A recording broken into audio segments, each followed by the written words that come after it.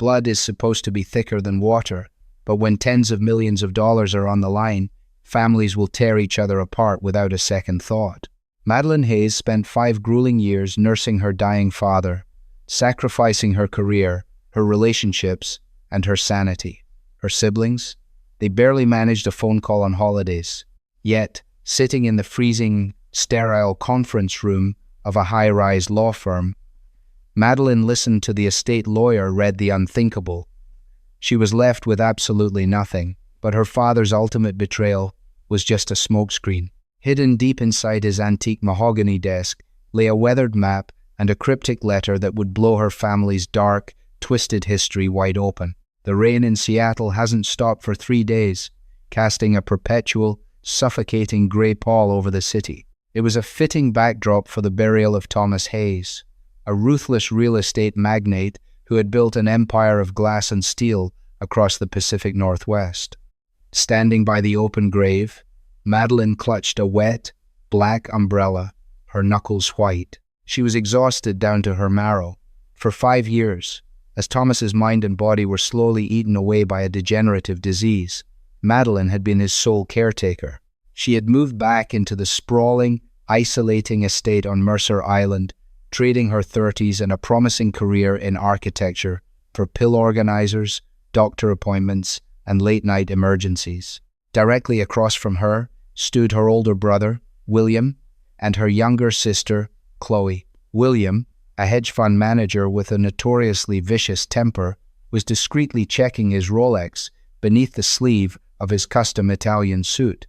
Chloe, a socialite whose primary residence seemed to be whatever European resort was currently trending, looked profoundly bored, occasionally adjusting her designer sunglasses despite the heavy overcast sky. Neither of them had visited Thomas in his final months. They hadn't wanted to see the ugly sight of dying, as Chloe had once carelessly put it. 48 hours after the casket was lowered into the muddy earth, the 3 siblings found themselves sitting in the austere, mahogany-paneled office of Gregory Harrison, the senior partner at Harrison, Lynn, and Associates. Gregory was an old bulldog of a lawyer, a man who had aided Thomas in legally outmaneuvering countless business rivals over the decades. "Let's get this over with, Gregory," William said, crossing his legs and brushing an invisible speck of dust from his trousers. "The markets are volatile today, and I have a flight back to New York tonight." Gregory adjusted his reading glasses, his face an unreadable mask. He cleared his throat and opened the thick, leather-bound folder on his desk. "Very well. I will skip the standard preambles and move to the disposition of the assets." Madeline sat quietly, her hands folded in her lap. She wasn't expecting an equal third. She knew her father had complicated relationships with William and Chloe, a mix of toxic competitiveness and guilt, but she assumed the house on Mercer Island, the place she had meticulously maintained and lived in, would be hers. She just wanted peace. "To my eldest son, William Hayes," Gregory read, his voice dry and echoing in the large room, "I leave the controlling shares of Hayes Development Corporation, along with the commercial properties located in downtown Seattle and Bellevue, valued approximately at $42 million. William offered a tight, self-satisfied smirk. It was exactly what he wanted. "To my youngest daughter, Chloe Hayes," Gregory continued, "I leave the liquid assets held in the Cayman and Swiss accounts, along with the summer residence in Aspen and the villa in Tuscany, totaling roughly $38 million.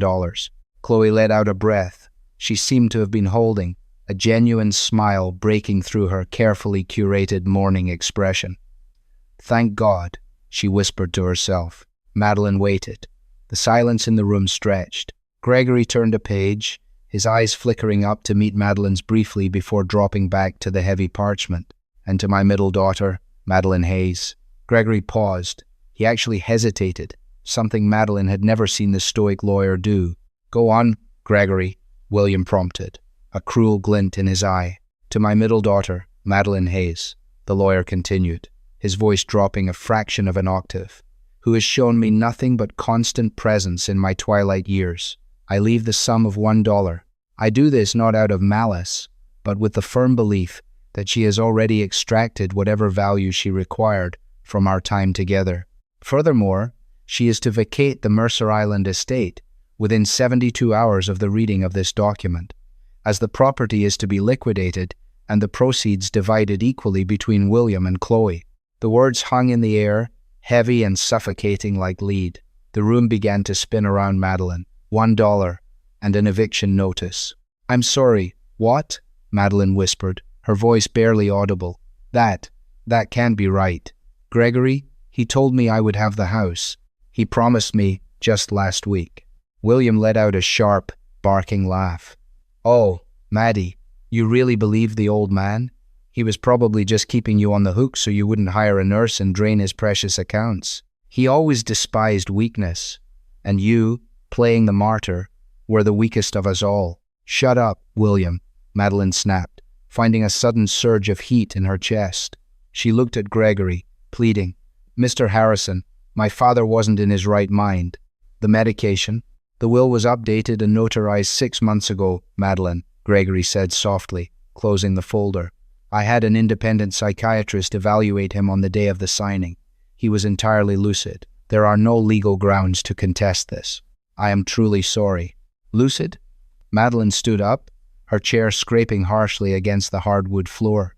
"He was hallucinating dead relatives 6 months ago. You let him sign this?"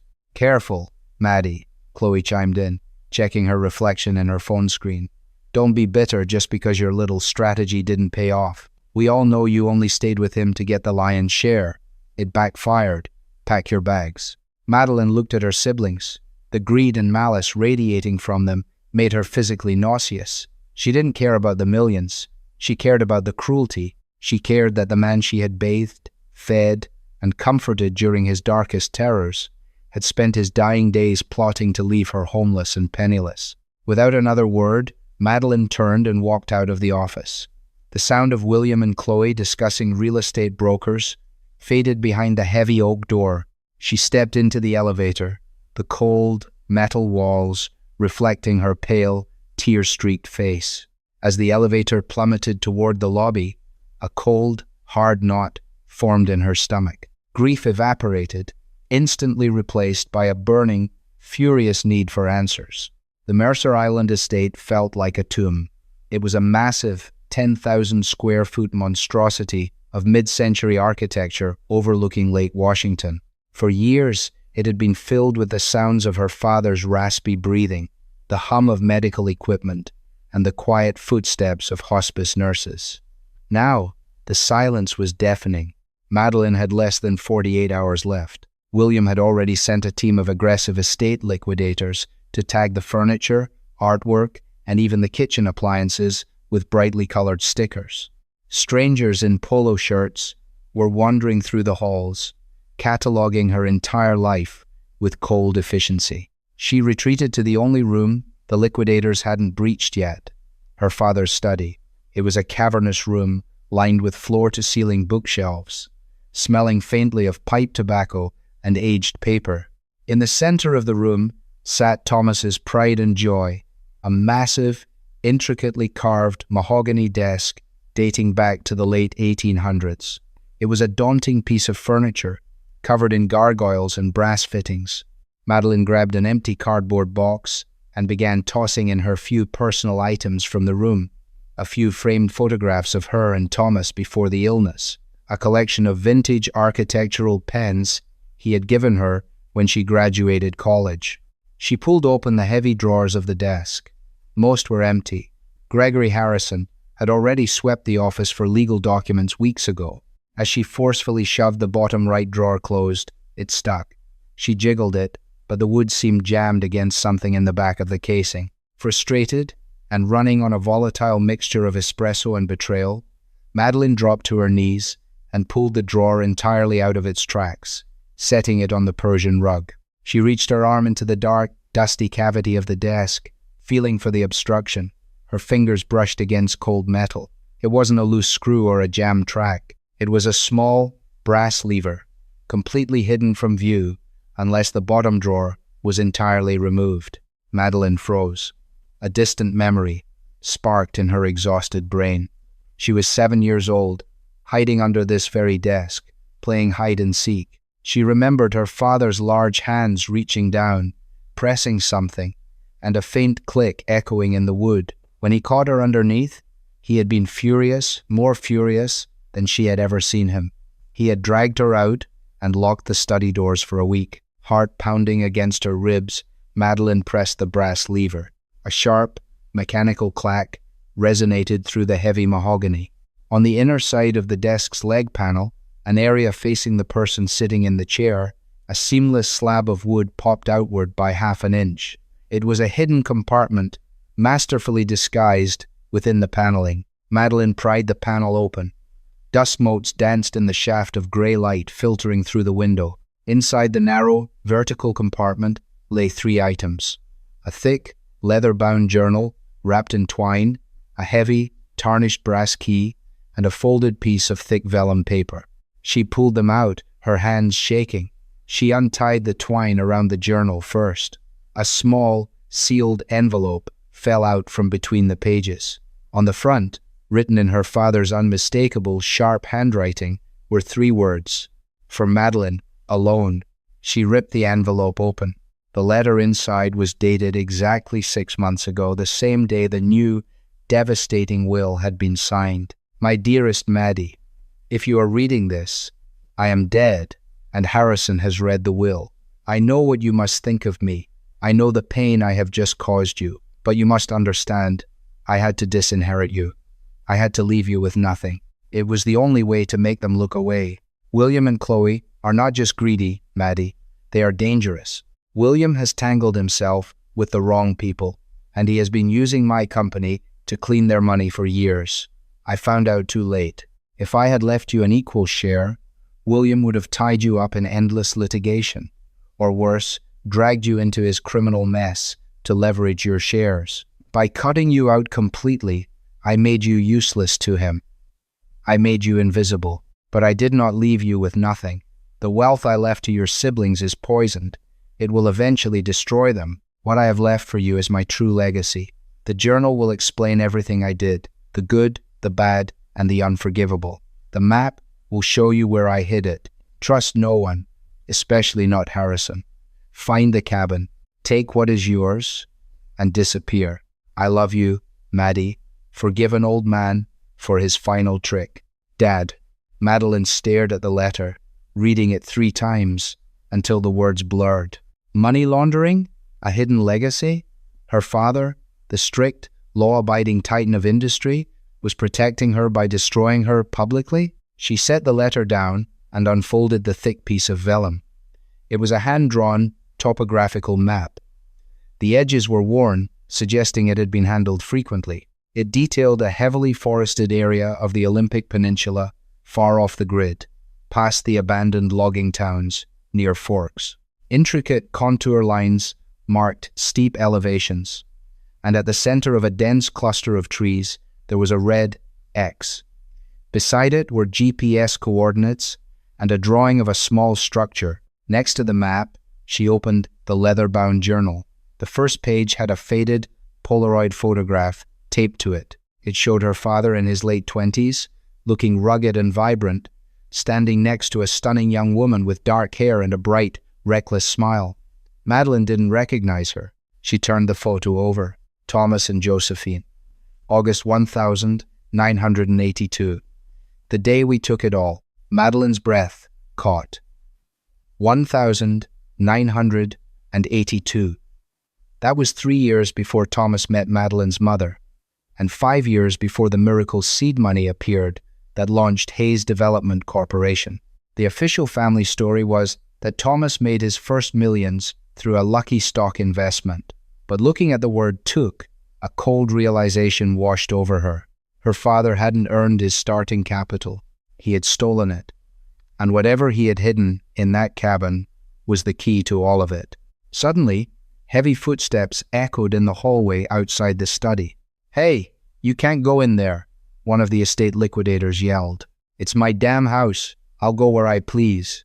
William's voice snarled, violently close. Madeline scrambled. She shoved the map, the letter, the photo, and the heavy brass key into her large leather tote bag. She slammed the hidden panel shut and forcefully kicked the bottom drawer back into its tracks, just as the heavy oak doors of the study burst open. William stood in the doorway, his eyes dark and suspicious. "What are you doing in here, Maddie? Taking the silver before the inventory is finished?" Madeline stood up, her heart hammering against her ribs so hard she thought William might hear it. She slung her tote bag over her shoulder, forcing her face into a mask of defeated grief. "Just packing up my pens, William," she said, her voice steady despite the adrenaline flooding her veins. "You can have the rest." She walked past him, feeling the heat of his glare on the back of her neck. She didn't have just 48 hours to leave the house anymore. She needed to leave Seattle. Now, the drive from Seattle to the Olympic Peninsula usually took about 4 hours, but the torrential rain and blinding fog rolling off the Pacific Ocean turned it into a treacherous 6-hour crawl. Madeline had traded her practical sedan for a heavy-duty rented 4x4, paying in cash at a shady rental lot near the airport. If her father was right about William's associates, she couldn't risk her brother tracking her license plates or credit cards. As she drove onto the winding, desolate stretch of Highway 101, the towering Douglas firs rose on either side of the road like an impenetrable green wall. The deeper she drove into the peninsula, the more the modern world seemed to fall away. Cell service vanished. The radio dissolved into static. With one hand on the steering wheel, she glanced at the passenger seat. The journal lay open. During a brief stop at a diner in Port Angeles, she had read through the first few entries. It was a confession. In 1982, Thomas Hayes and Josephine Mercer hadn't just been lovers. They had been employees at a corrupt private security firm that guarded offshore assets for Seattle's criminal elite. When they discovered a vault containing millions in untraceable gold bullion and bearer bonds, money belonging to a vicious syndicate, they decided to take it. The journal detailed how they pulled off the heist, hiding the bulk of the haul in a remote cabin built on unmarked logging land. They had planned to flee the country, but something went wrong. Josephine vanished. Her father's entries from late 1982 were frantic, paranoid, and soaked in guilt. She took the decoy car. They found her on the cliffs. "I couldn't save her without exposing the cash. I left her to them." Thomas had used a small fraction of the stolen money to build his real estate empire, burying the rest out of fear and shame. But now, decades later, William had inadvertently gone into business with the descendants of the very syndicate Thomas had robbed. It was a fatal, cosmic joke. Madeline gripped the steering wheel tighter. Her brother was a greedy sociopath, but he was playing a game he didn't understand. And if he found out what was in the cabin before she did, he would use it to save his own skin, likely getting Madeline killed in the crossfire. At mile marker 142, exactly as the map indicated, Madeline slowed the 4x4. There was no paved road, just an overgrown, muddy logging trail, completely hidden behind a dense thicket of blackberry bushes. She engaged the four-wheel drive and turned off the highway, the heavy vehicle crushing through the brush. For an hour, she navigated the brutal, washed-out dirt road. Branches scraped against the truck's doors like fingernails. The GPS on her dashboard was useless, spinning aimlessly. She navigated purely by her father's hand-drawn lines, counting landmarks, a boulder shaped like an anvil, a pair of lightning-struck cedars. Finally, the trees parted slightly, revealing a small, sunken clearing. In the center, half swallowed by moss and rot, sat a heavy, timber-framed cabin. It looked less like a home and more like a bunker. The windows were boarded up with thick steel plates, bolted from the inside. Madeline killed the engine. The silence of the forest immediately pressed in on her, broken only by the rhythmic drumming of rain on the roof. She grabbed her flashlight, the brass key, and her father's journal, stepping out into the ankle-deep mud. The air was frigid, smelling of decay and wet earth. She approached the heavy oak door. A massive, rusted iron padlock secured a steel hasp. Madeline's hands shook as she inserted the brass key. For a terrifying second, it wouldn't turn. The internal tumblers were seized with decades of rust. She gritted her teeth, wrapped both hands around the key, and forced it with all her body weight. With a harsh crack that echoed through the clearing, the lock gave way. Madeline pulled the heavy padlock off and pushed the door open. It shrieked on its hinges, kicking up a cloud of dust that tasted like copper. She clicked on her heavy-duty flashlight, slicing a beam of white light through the absolute darkness inside. The cabin was a single, large room. It wasn't a living space. There was no bed, no kitchen. The walls were lined with heavy metal shelving, bowed under the weight of dozens of military-style surplus crates. In the center of the room sat a solid steel table. On top of it was a single, pristine, wooden box and a ledger. She stepped inside, the floorboards groaning under her boots. She walked straight to the table. The wooden box was unlocked. She lifted the lid. Inside, resting on faded red velvet, were rows of pure, stamped gold bars. The dull, mesmerizing gleam of the metal caught the flashlight's beam. There were millions of dollars sitting right in front of her. The inheritance her father had truly left her. Madeline reached out, her fingertips brushing the cold metal. "You crazy old man," she whispered. She picked up the ledger sitting next to the box. It wasn't just a record of the stolen gold. It was a meticulous, heavily documented file on William. Bank account numbers, offshore shell companies, dates of wire transfers. Thomas had used his dying days to hire private investigators to build an airtight criminal case against his own son, proving William's ties to the syndicate. This wasn't just an inheritance, it was a weapon. Thomas had given her the wealth to disappear and the ammunition to completely destroy the brother who had tried to ruin her. Suddenly, a sound cut through the quiet patter of the rain. Madeline froze, her blood turning to ice. It wasn't the wind, it was the distinct, heavy crunch of large tires rolling over the gravel and mud of the logging trail outside. Then, the low hum of a powerful engine came to a halt. She clicked off her flashlight instantly, plunging the cabin back into pitch black. Through the gaps in the door frame, she saw the sweep of high-beam headlights cut across the clearing. A car door slammed. Then another. Spread out. Check the perimeter. A deep, unfamiliar voice barked over the sound of the rain. "If she's in there, don't shoot to kill. The boss wants to know how she found this place before we put her in the ground." Madeline backed away from the door, her hand gripping the heavy brass padlock she had dropped on the table. Her father's final trick had brought her to the treasure, but he had underestimated how closely she was being followed. The ghost woods had just become a trap, and William's associates had found her. The heavy thud of combat boots against the wet gravel snapped Madeline out of her shock. She backed away from the steel table, her heart hammering wildly against her ribs. The beams of tactical flashlights sliced through the cracks in the boarded-up windows, casting frantic, moving shadows across the interior of the cabin. "Check the rig. Engine block is still warm," a voice shouted from outside. Madeline's eyes darted frantically around the pitch-black room. The single, reinforced door was her only conventional way out, and 3 armed men were currently standing right in front of it. Her father had been a profoundly paranoid man, a trait born from stealing millions from ruthless people.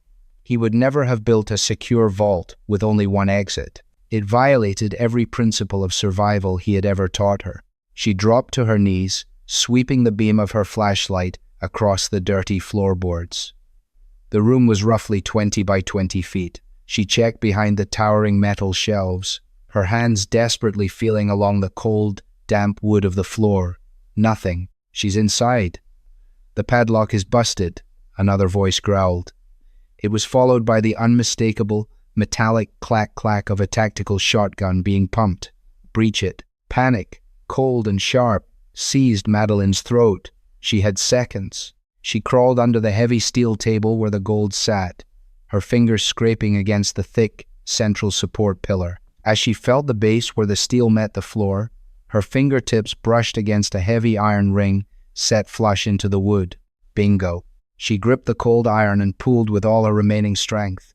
It was heavy, sealed by decades of disuse and swollen wood. The hinges shrieked in protest, a sound entirely masked by the deafening crash of a sledgehammer hitting the front door. The heavy floorboard lifted, revealing a narrow, vertical shaft lined with corrugated steel pipe. It was a drainage culvert, barely wide enough for a person's shoulders, plunging down into the absolute darkness beneath the cabin's foundation. Crash! The front door splintered.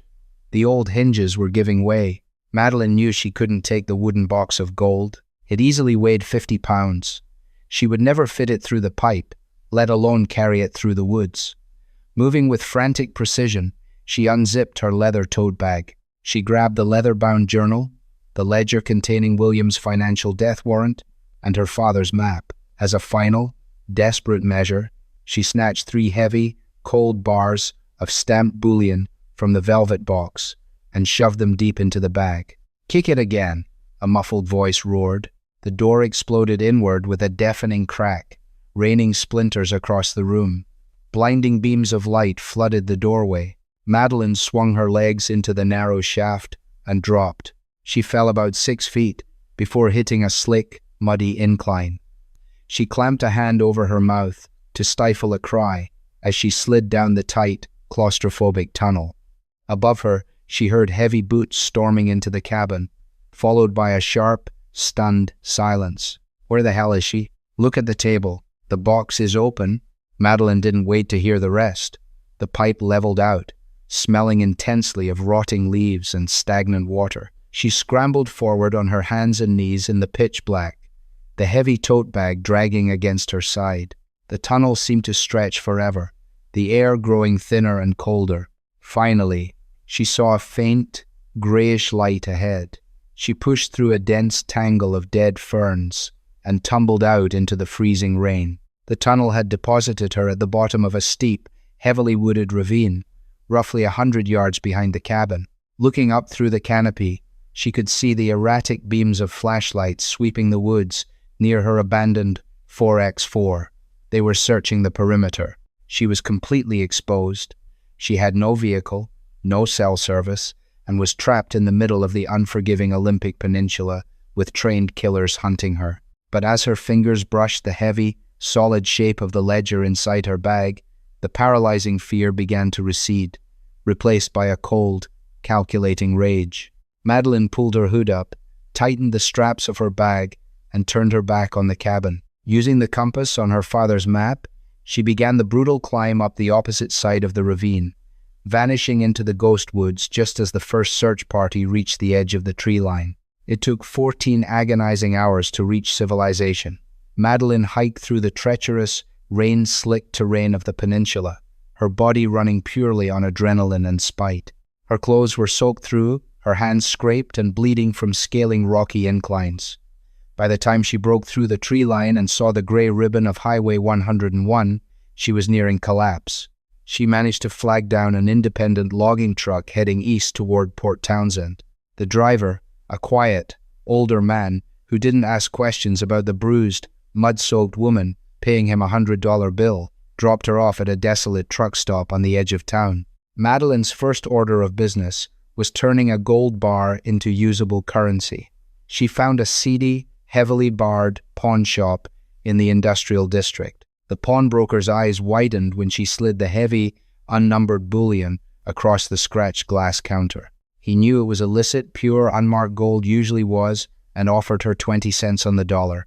Madeline didn't negotiate. She walked out with $10,000 in worn, untraceable cash. Within an hour, she had purchased a cheap burner smartphone, a heavily encrypted mid-range laptop, a change of unremarkable clothes, and a room at a rundown motel that still used physical keys. After a scalding hot shower, Madeline sat on the edge of the sagging bed, the room illuminated only by the harsh, blue glow of the laptop screen. She laid the 3 items from the vault on the cheap Formica table, the journal, the gold, and the ledger. She opened the ledger. Her father hadn't just been keeping track of his own sins. He had been meticulously documenting William's. The pages were filled with printed bank statements, wire transfer receipts, and printed emails. William had been utilizing a network of shell companies registered in the British Virgin Islands to filter cartel money through Hayes Development Corporation's luxury high-rise projects. But as Madeline cross-referenced the account numbers, she noticed a glaring anomaly. A massive portion of the laundered funds wasn't returning to the syndicate. It was being diverted into a series of numbered accounts at UBS Group in Switzerland. Madeline grabbed the will document Gregory Harrison had handed her days ago. She compared the account numbers listed in her sister's inheritance to the diverted funds in the ledger. They matched perfectly. A wave of nausea washed over her. It wasn't just William. Chloe, the seemingly vapid, airheaded socialite who pretended she couldn't balance a checkbook, was the financial architect of the entire laundering operation. William was just the aggressive front man taking the risks. Chloe was bleeding the syndicate dry, skimming millions off the top and hiding it in her European accounts. But how had they found the cabin? Madeline dumped the contents of her leather tote bag onto the bed. She meticulously checked every seam, every pocket. At the very bottom, tucked inside the lining where the leather folded, her fingers brushed against a small, hard lump. She grabbed a pocket knife she'd bought at the truck stop and sliced the leather open.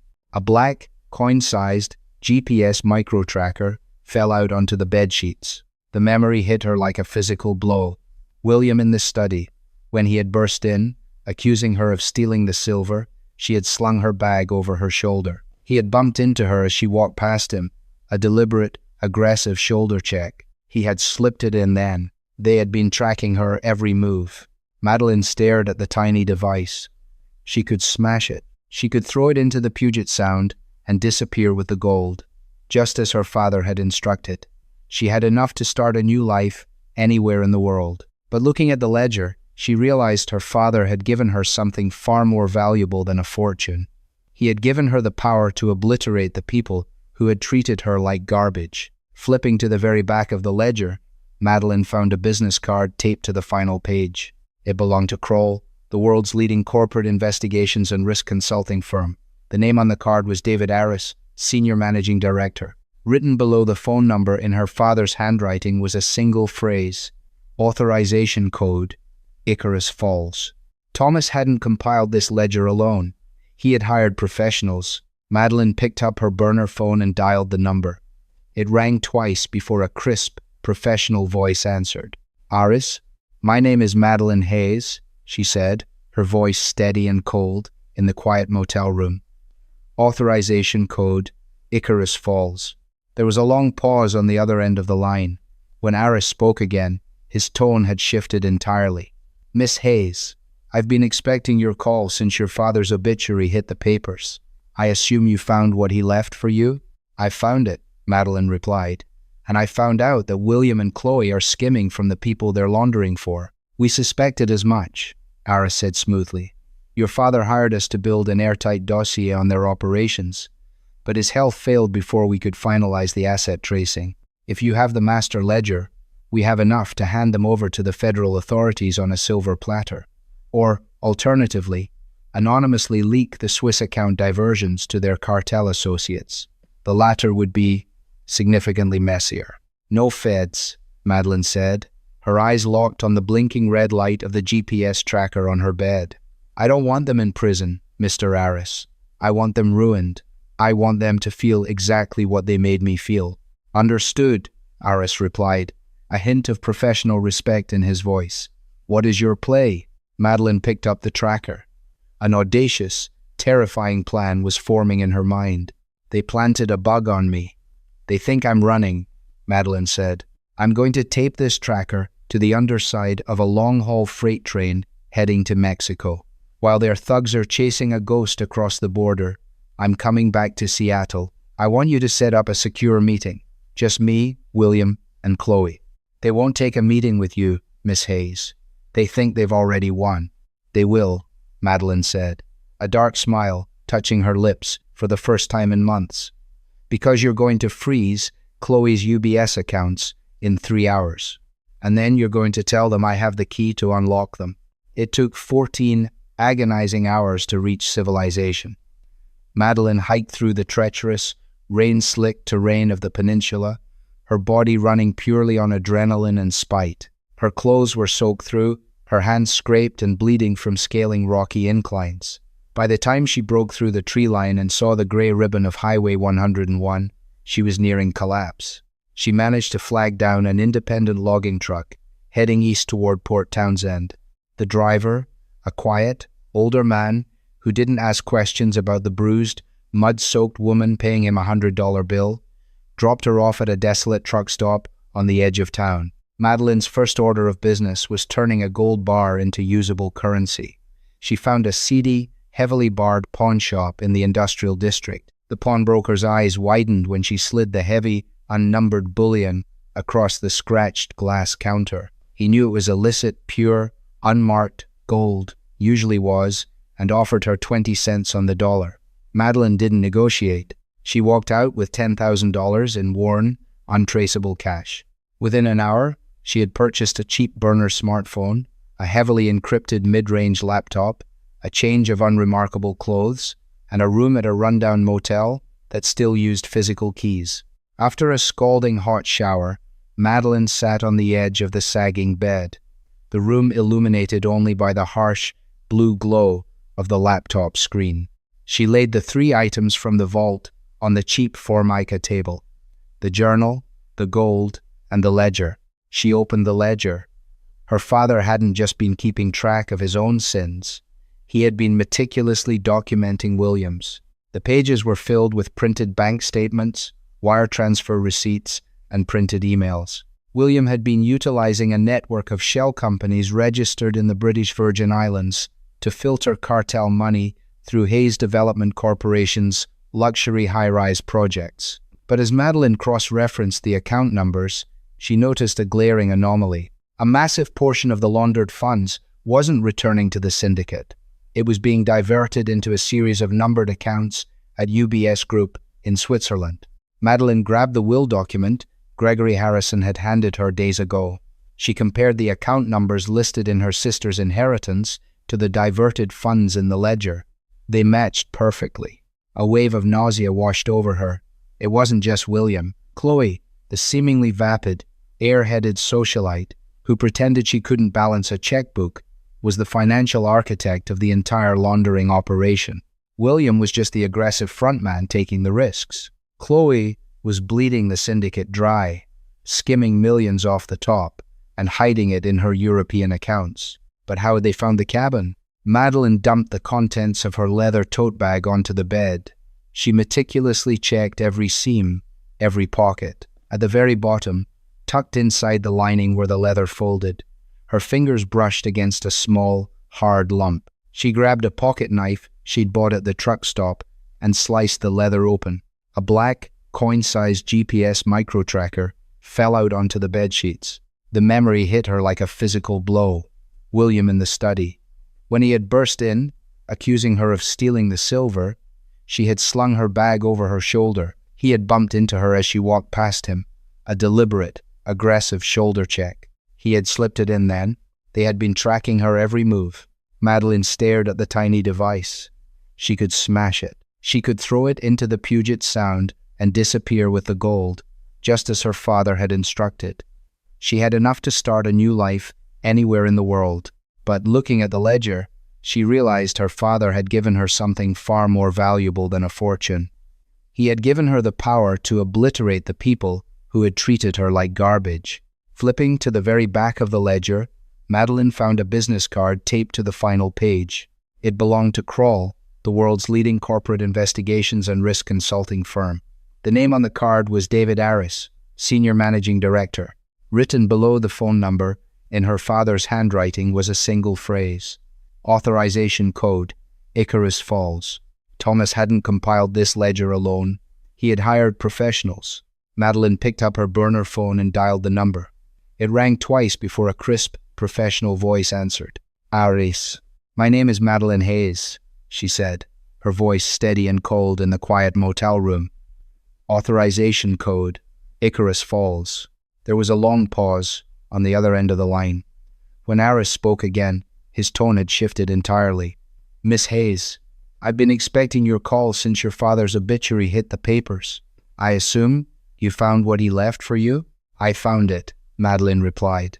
And I found out that William and Chloe are skimming from the people they're laundering for. We suspected as much, Aris said smoothly. Your father hired us to build an airtight dossier on their operations, but his health failed before we could finalize the asset tracing. If you have the master ledger, we have enough to hand them over to the federal authorities on a silver platter. Or, alternatively, anonymously leaked the Swiss account diversions to their cartel associates. The latter would be significantly messier. No feds, Madeline said, her eyes locked on the blinking red light of the GPS tracker on her bed. I don't want them in prison, Mr. Harris. I want them ruined. I want them to feel exactly what they made me feel. Understood, Harris replied, a hint of professional respect in his voice. What is your play? Madeline picked up the tracker. An audacious, terrifying plan was forming in her mind. They planted a bug on me. They think I'm running, Madeline said. I'm going to tape this tracker to the underside of a long-haul freight train heading to Mexico. While their thugs are chasing a ghost across the border, I'm coming back to Seattle. I want you to set up a secure meeting. Just me, William, and Chloe. They won't take a meeting with you, Miss Hayes. They think they've already won. They will, Madeline said, a dark smile touching her lips for the first time in months. Because you're going to freeze Chloe's UBS accounts in 3 hours, and then you're going to tell them I have the key to unlock them. The meeting took place 2 days later in a soundproof, glass-walled conference room at Kroll's downtown Seattle offices, 60 floors above the city. The rain had finally cleared, revealing a sharp, unforgiving view of the Puget Sound. Madeline sat at the head of the long obsidian table, her father's ledger resting in front of her. She wore a sharp, tailored black suit she had bought the day before, her hair pulled back into a severe knot. She didn't look like the exhausted, weeping caretaker who had been thrown out of Gregory Harrison's office. She looked like Thomas Hayes. David Harris stood quietly in the corner, a silent enforcer. The double doors swung open, and William and Chloe walked in. They looked terrible. William's custom suit was rumpled, his eyes bloodshot and darting frantically around the room. Chloe had entirely abandoned her curated aesthetic.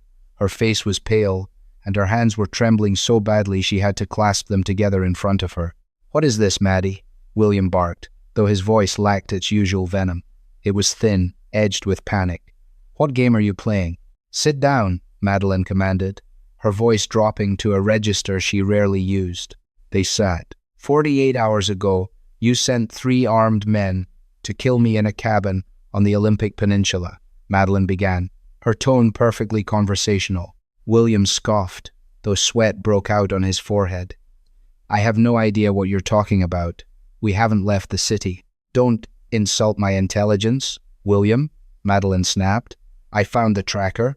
I know you've been using Hayes Development to wash money for the Rojas cartel out of Sonora, and I know you panicked when you realized Dad might have hidden the original stolen bullion before you could get your hands on it." Chloe let out a strangled gasp. "You don't know anything," she whispered. "I know everything," Madeline said, pushing the heavy ledger across the smooth table until it rested halfway between them. "Dad spent the last 5 years compiling this. Every wire transfer, every shell company in the Caymans, every diverted cent." William lunged for the ledger, but Aris stepped forward, dropping a heavy hand on his shoulder and shoving him back into his chair. "Look at it, William," Madeline said softly. "Look at the numbers." William, his breath ragged, opened the ledger. He flipped through the pages, his face turning an ashen gray. He stopped on a page detailing the Swiss accounts. He stared at it for a long time, then slowly turned his head to look at Chloe. "What is this?" he asked, his voice deadly quiet. "Chloe, what the hell is this, 70 million diverted?" Chloe shrank back into her chair, her eyes wide with terror. I was protecting us, Will. They take too much. I was building a safety net." "A safety net?" William roared, slamming his fists on the table. "You skimmed from the Rojas cartel? Do you know what they do to people who steal from them? They'll peel our skin off." "They won't know unless she tells them," Chloe screamed, pointing a shaking finger at Madeline. "Maddie, please, you can't." Madeline watched them tear each other apart, feeling an icy, profound satisfaction. "Here is the situation," Madeline said, cutting through their panic. "Mr. Harris, acting on the legal authority granted by my father's final instructions, has frozen all of the UBS accounts holding the skimmed money. The cartel doesn't know about the theft yet." "What do you want?" William asked, his voice cracking.